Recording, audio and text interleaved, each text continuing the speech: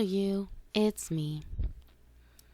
Sorry, I had to take a cough drop out of my mouth. I forgot I had it there. Hello. So, a couple of things I wanted to talk about. This won't be a long video, but first thing, again, I am not a Ryan fan specifically, but I will say his explanation of him stepping back, stepping away from Gypsy because he's trying to protect himself actually makes a lot of sense when you're dealing with someone who's narcissistic, or in Gypsy's case, my guess, probably a psychopath, sociopath, one of those, as well as the narcissistic tendencies, my opinion only. But he's right. The only thing that you can do with someone like that is starve them. That's how you get rid of a narcissist, because you're not reacting, so they're not getting that feed from you that they need in order to feel good about themselves and to survive, and also to feel that superiority over you. If he's not feeding into that for her, then she's going to be starving for attention, and if she's not going to get it from Ryan, she's going to find it somewhere else. So Ryan is absolutely correct when he says that he has to protect himself, because Gypsy did attack him several times very hard. And, I mean, it's unfortunate for Ryan that that's how he had to learn, but I think he has learned his lesson. Can't promise it. I don't know the guy. I'm not a fan, like I said, but he was absolutely right when it's just like, I'm just not going to talk about her because I got to protect myself. And he's right. He's got to protect himself, protect his career, and not allow her to completely destroy his life, which is what she was trying to do. Whether she does it herself or through her minions, that's what she was trying to do. That was her goal, to absolutely destroy him, but also always give that little tiny bit of hope that she could come back to him at some point, because Ken's bad.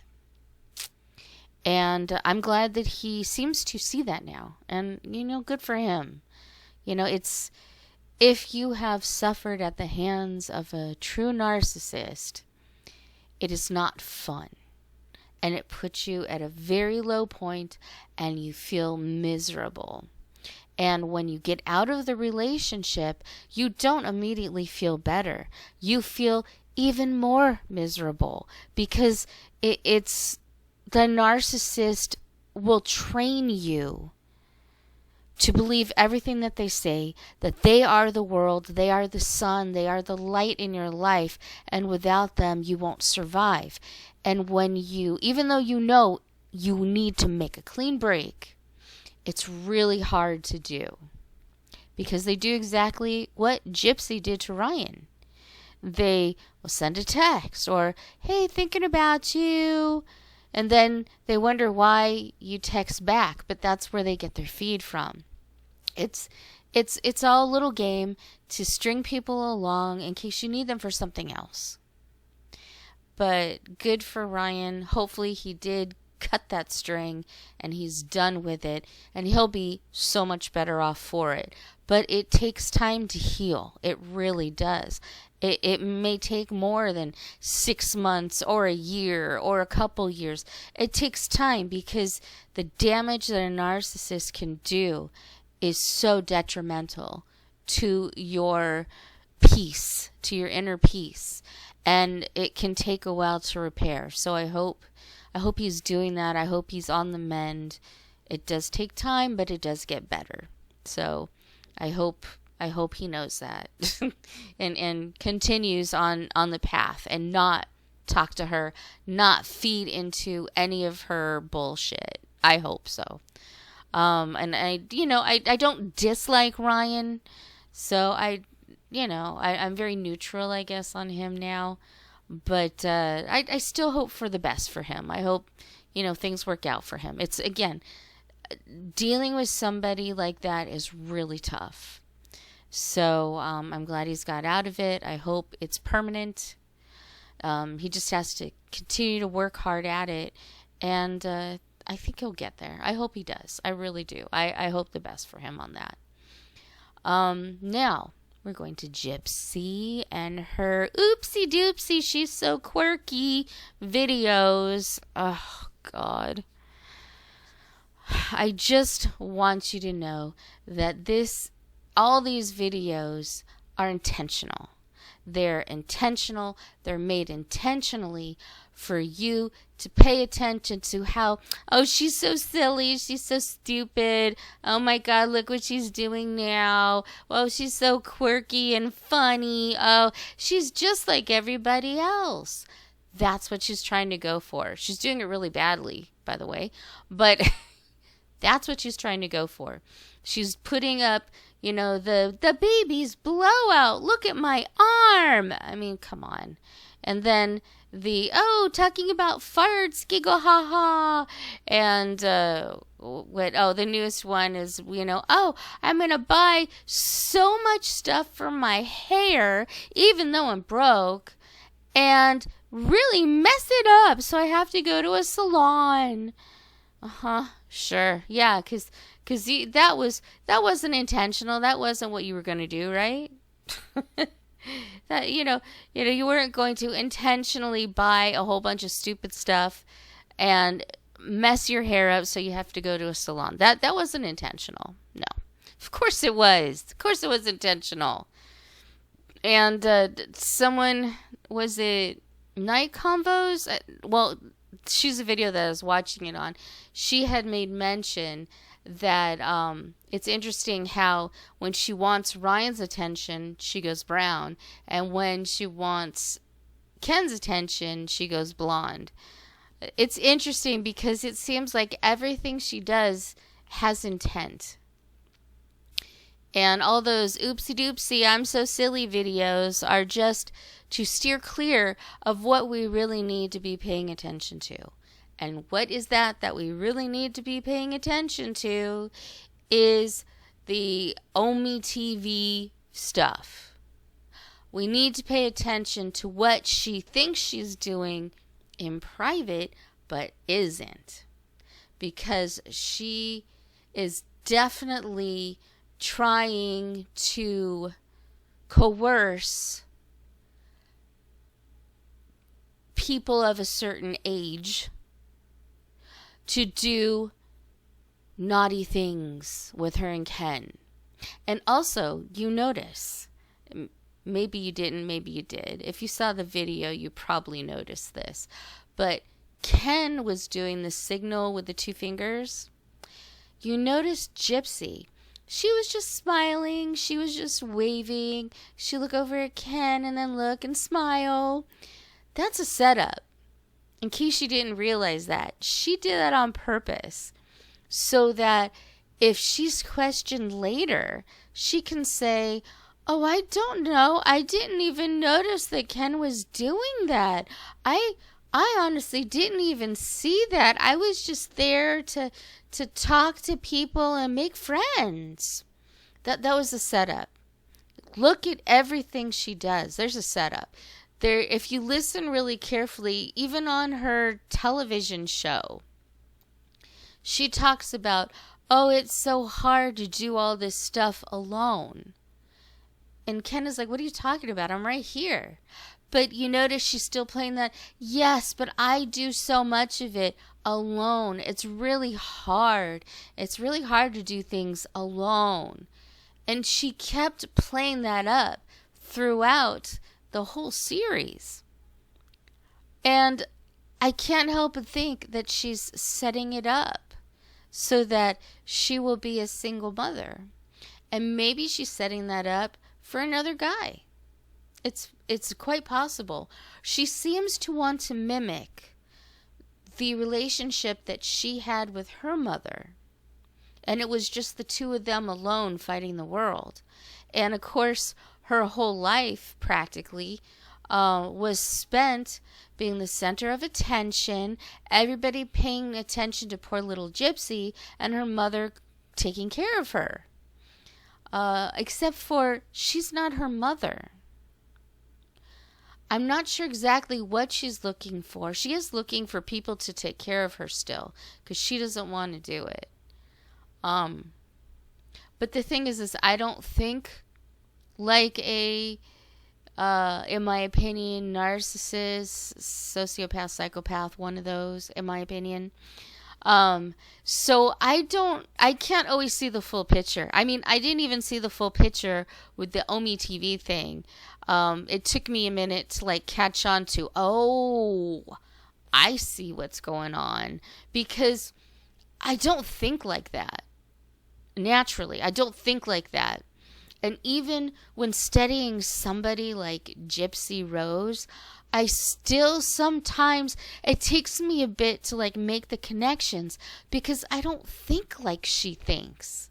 Everything I do isn't done on purpose for a reason to go this far or to get rid of somebody and hang on to someone else. Like, I don't think those kind of thoughts. So sometimes I find it difficult, even though I've studied narcissism specifically. Narcissism is a lot easier for me to pull on because I'm more familiar with it. But even with sociopaths and psychopaths, I don't think like that, and most people don't. So sometimes you have to really follow the steps before you can see the whole picture. And that's definitely the case with her. So I don't know what she's got up her sleeve, but I wouldn't be surprised if Ken is on the way out and there's a few guys, and I mean like a few guys, who are talking with her, who are friendly with her, who she says, oh, don't tell anybody, it's a secret because, I haven't left Ken yet. The kind of stuff that she said to Ryan throughout this whole time. So there's definitely something happening. She's definitely, everything, like I said, she's doing is a setup. And her smiling and waving and not doing the signs or anything and looking at him, just a little bit like, oh, he's so cute and funny, but not getting it, that's a setup. That's absolutely a setup. I think that she does a lot of these setups to protect herself for the future if something happens or when her plan comes to fruition, whatever that plan might be. The thing is when people are watching, it's not as slick as she thinks she is. And people notice things. They notice a lot of things. And I think that is something that she hasn't come to grips with yet. Because she's used to being the center of the attention. She's used to being in front of a camera and saying things like, oh, this is the best royal potatoes I've ever had, or whatever she said. She's used to playing it up for the camera. And she's still doing that. But what she's not used to is people paying more attention to the things she says, the things she does, and her guard has been down a lot, like in the TV show. She said a lot of things you just go, what the fuck? What does that mean? And just like her constantly, oh, being alone and taking care of the baby, it's so hard. But we all see that she's not alone.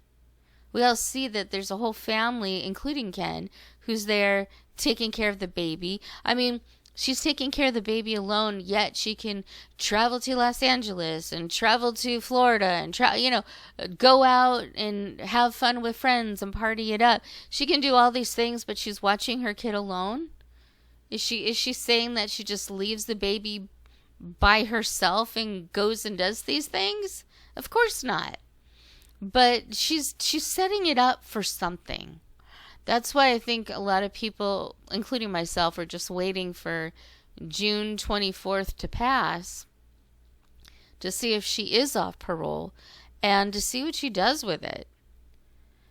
She seemed to be making a lot of plans of what she wants to do after parole, But I thought it was really interesting that all of the plants included Ken, but not Aurora the baby. So what happens next? I think will be really telling. And I'm trying to think of her as a case study more than a real thing, because in reality it's so sad and terrible things can happen. But if you think of it as a case study, you divorce yourself from the humanity of it all a little bit, and it still sucks and it's still terrible, but it hurts less. And I know myself, I get very affected when I hear things that are going on. So especially when the little baby Aurora sounds like she's suffering, that I can't stand it. It really, it's so hard. And it doesn't look like anybody's doing anything about it, but we could be wrong because we don't see what's happening 24/7. But the fact that she's been being treated just like a regular member of society and not treated like the murderess that she is and was convicted of, that's what I don't understand. People have given her such a pass. They've given her grace. But she hasn't earned it. She hasn't deserved it. She's not even sorry for what she did. That's what gets me. You know, her performances in the beginning when she first got out of prison were almost believable, but it's just slacked off more and more. And it's just...